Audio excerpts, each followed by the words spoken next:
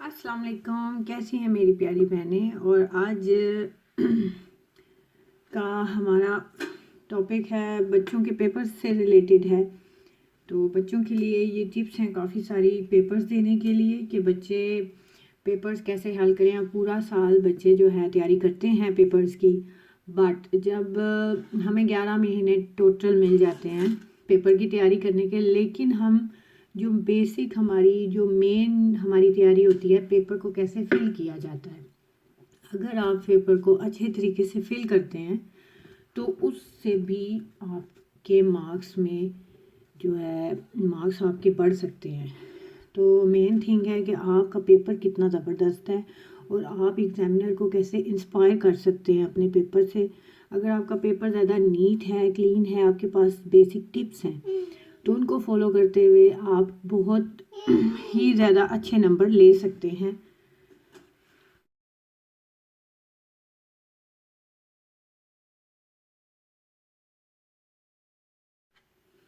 और सबसे पहले एग्जामिनर जो देखता है वो देखता है पेपर की नीटनेस। जैसा कि मैं यहाँ ड्रॉ कर रही हूँ कि दो बच्चे हैं, दादा दादा, ये हमारे दो पेपर्स हैं जो कि दो अलग अलग बच्चों ने दिए हैं। तो इस बच्चे को 10 आउट ऑफ 10 मिल रहे हैं,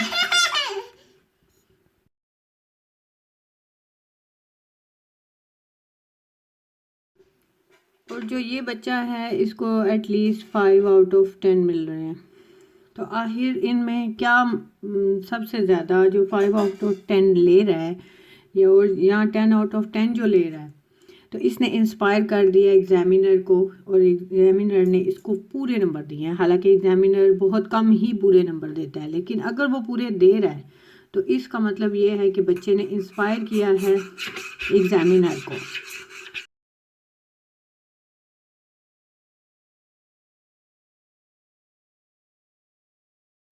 तो एग्ज़ामिनर क्यों इंस्पायर्ड होता है और 10 आउट ऑफ 10 देता है? जो पहला हमारा पॉइंट होगा वो क्या होगा कि पेपर हमारा साफ़ सुथरा, नीट एंड क्लीन होता है। ठीक है, नीट होता है, बहुत ज़्यादा सफाई का ख्याल रखा जाता है। इस वजह से बच्चे का पेपर जो है वो उसको देख कर एग्ज़ामिनर जो है वो इंस्पायर्ड हो जाता है कि बच्चे ने बहुत ही ज़्यादा सफाई से लिखा हुआ है। मैंने जहाँ तक देखा है कि ज़्यादातर बच्चे अगर गौर करें तो उन्हें अपने पेपर की खुद ही समझ नहीं आ रही होती कि उन्होंने क्या लिख दिया है।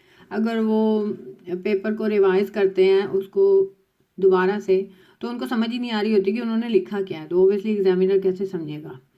तो मेन थिंग है कि हर चीज़ वो बहुत ही सफाई से और पॉइंटों से लिखें, ठीक है, ताकि एग्ज़ामिनर को समझ आए कि इस बच्चे में आखिर कितनी नॉलेज है और इसने कितना मुझे समझाने की कोशिश की है। तो नीटनेस बहुत ज़रूरी है। और नीट एंड क्लीन का मतलब ये नहीं कि आप बिल्कुल साफ़ सुथरी शीट उनको वापस कर दें।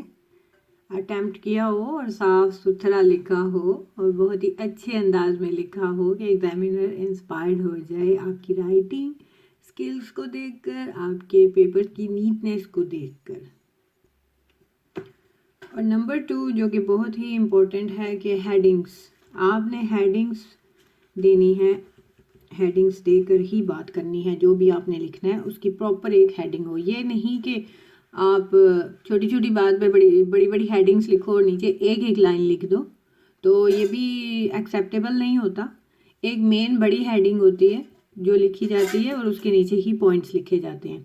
तो बाज़ औक़ात बच्चे क्या करते हैं, पहले तो मैं हेडिंग्स का बता दूं कि हेडिंग सेंटर में लिखी जाती है, ठीक है, फिर नीचे जो है लिख दिया जाता है जो भी आपने लिखना है। लेकिन बाज़ औक़ात बच्चे क्या करते हैं कि हेडिंग दी और सेंटर सेंटर में थोड़ा थोड़ा लिखते गए और पेपर को फिल करने की कोशिश की ताकि मेरी शीट्स ज़्यादा हों और एग्ज़ामिनर को लगे कि मुझे बहुत ज़्यादा आता है। तो देखें, एग्ज़ामिनर जो होता है वो बच्चा नहीं होता, वो देख रहा होता है कि इसने मुझे इस पेपर में पागल बनाने की कोशिश की है।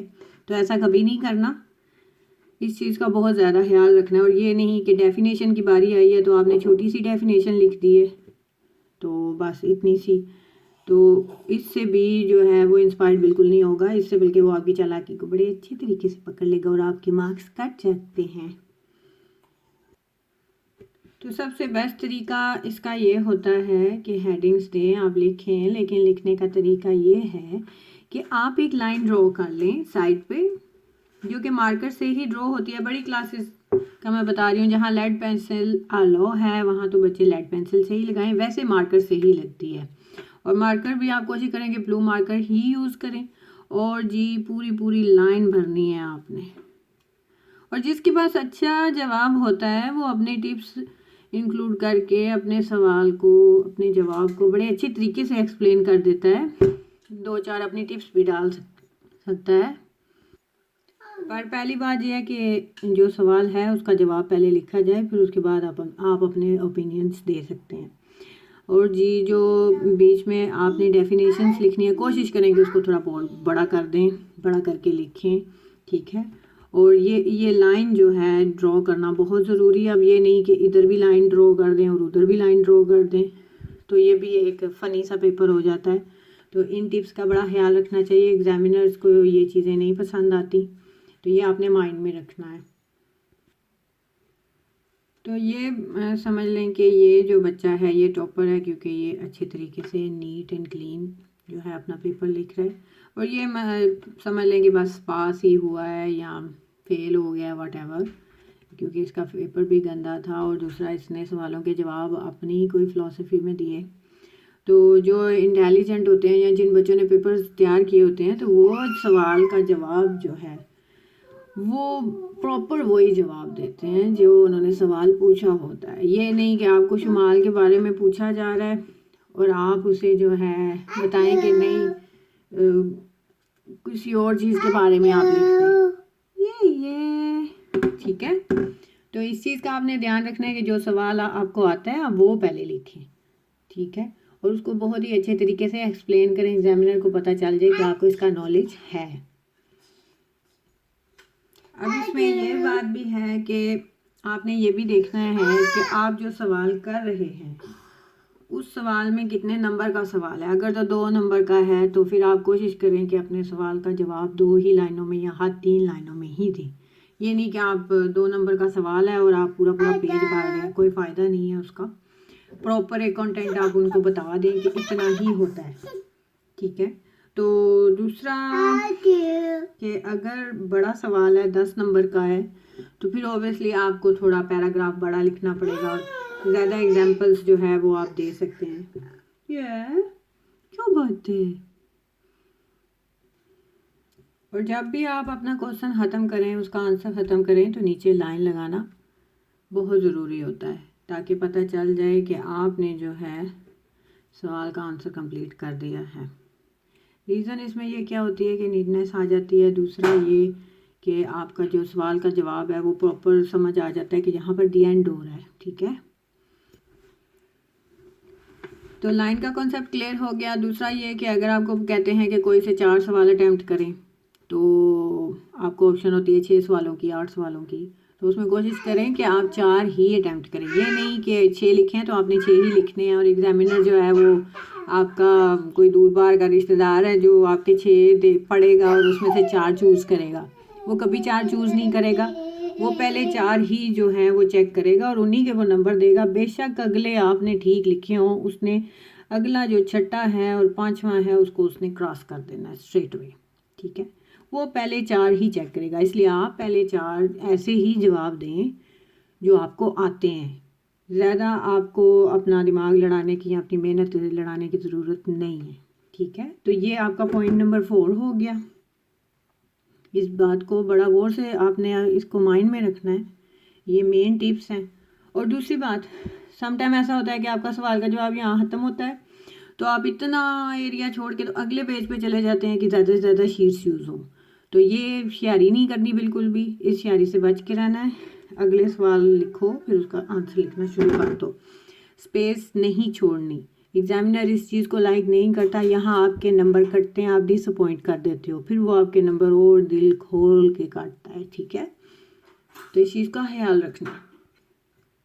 और जी नंबर 5 जो कि बहुत ही ज़बरदस्त सी टिप है पेपर में अच्छे नंबर लेने की, तो आपके पास, आपको पता है कि जब भी आपको सवाल जवाब दिए जाते हैं तो आप सबसे पहले अच्छा सवाल जो आपको अच्छा जवाब आता है तो वो आप सबसे पहले लिखते हैं। जो उससे थोड़ा कम आता है वो सेकंड, फिर थर्ड, फिर फोर्थ। इस तरह आपने नहीं करना। जो आपको सेकेंडली अच्छा आता है वो आप पहले लिखेंगे, और जो आपको पहले नंबर पे अच्छा आता है उसको आप दूसरे नंबर पे लिखेंगे।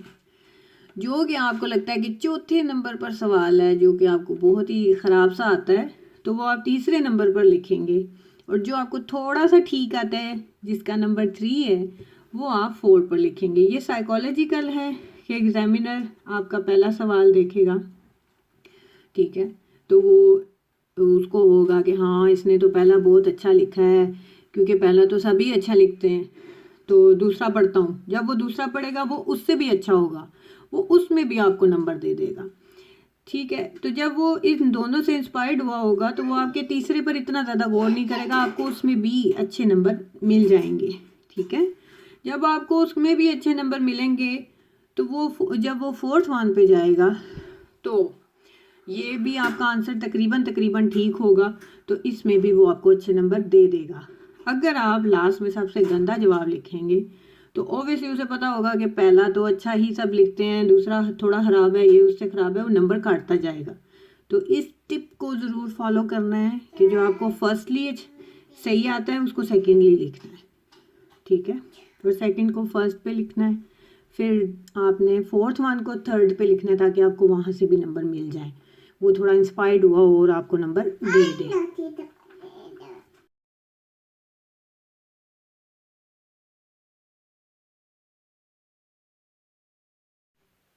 और सबसे मेन बात ये है कि आप अपने टेस्ट प्रॉपर तरीके से दिया करें। जो भी स्कूल में प्रैक्टिस वगैरह या कॉलेजेस में प्रैक्टिस वगैरह कराई जाती है, हर टेस्ट लाजमी दें और उसको नीट करने की पहले से ही प्रैक्टिस कर लें। दूसरी बात, अपने पेपर को रीचेक करना बहुत ज़रूरी है, बहुत ज़रूरी है। जितनी भी गलतियाँ हों वो आपके सामने आ जाती हैं। दूसरी बात ये कि आप जब पेपर दे रहे हैं अपना, ऑब्वियसली पेपर देते हुए आपसे गलती हो जाती है। अब आपसे गलती हो गई है तो आपने उसे गुजमुज बिल्कुल भी नहीं करना, ठीक है। एग्जामिनर के लिए आसानी पैदा करें। बेहतर है कि जो लाइन आपने लिखी है उसको आपने बस क्रॉस लगा देना है, दैट्स इट। उस पर एक लाइन लगा देनी है और क्रॉस लगा देना है दोनों साइड पर कि ये आपने रीड नहीं करना, बस। तो इससे आपके नंबर बिल्कुल नहीं कटेंगे।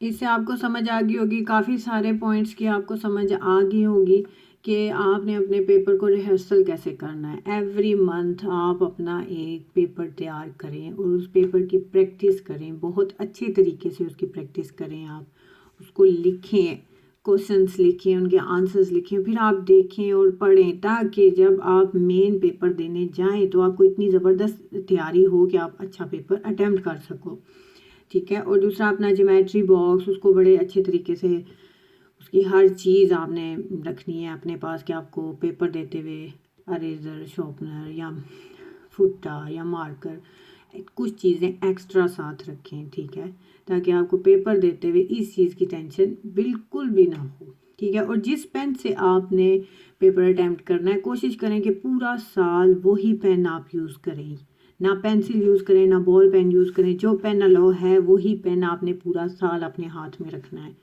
आप ये भी होता है कि जब आपके हाथ में नया पेन आता है, आप पेपर देने जाते हो, पेन डिफरेंट होता है, तो भी आपकी राइटिंग स्पीड पर अफेक्ट होता है। तो ये मेन टिप्स हैं, आपको आई थिंक समझ आ गई होगी बच्चों को, ठीक है।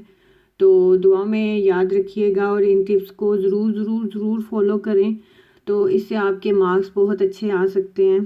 ज़्यादातर बच्चे बहुत इंटेलिजेंट होते हैं लेकिन उनके नंबर सिर्फ इन गलतियों की वजह से उनके नंबर कट जाते हैं या उनकी पोजीशंस वो नहीं ले पाते, तो जस्ट वो अपने पेपर से एग्जामिनर को इंस्पायर नहीं कर पाते। उनको आता भी होगा लेकिन वो फिर भी झलियाँ मार जाएंगे। तो कोशिश करें कि अपने पेपर की प्रैक्टिस ज़रूर करें, क्योंकि आपकी प्रेजेंटेशन ही बताती है कि आपने कितनी मेहनत की है। तो प्रेजेंटेशन की तैयारी करना बहुत ज़रूरी है। तो आप एवरी मंथ अपना एक पेपर तैयार करें और उस पर प्रैक्टिस करें कि आपकी कहाँ क्या गलतियाँ हो रही हैं, और टेस्ट ज़रूर दिया करें, उससे आपकी प्रैक्टिस बहुत अच्छी हो जाती है। तो हमें याद रखिएगा, कोई भी सवाल का जवाब आप लेना चाहें तो आप मुझे कमेंट सेक्शन में कर सकती हैं। ओके जी, अल्लाह हाफिज़।